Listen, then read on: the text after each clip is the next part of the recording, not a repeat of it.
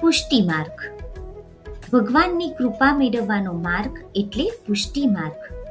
આ માર્ગની સ્થાપના શ્રી મહાપ્રભુજીએ કરી છે. પુષ્ટિ માર્ગમાં શ્રી ઠાકોરજીની સેવા મુખ્ય છે.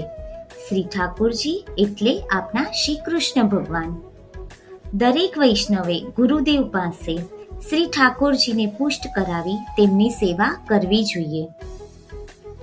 ભગવાન શ્રી કૃષ્ણ જ પુષ્ટિ માર્ગમાં આરાધ્ય દેવ છે, માટે આ માર્ગમાં તેમની સેવા થાય છે.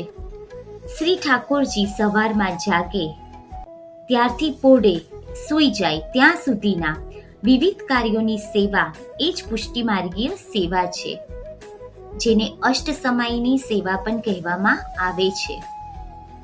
સેવા પ્રેમપૂર્વક અને ભાવપૂર્વક કરવી જોઈએ, તો શ્રી ઠાકોરજી આપની સાથે બોલે અને આપની સાથે ખેલે.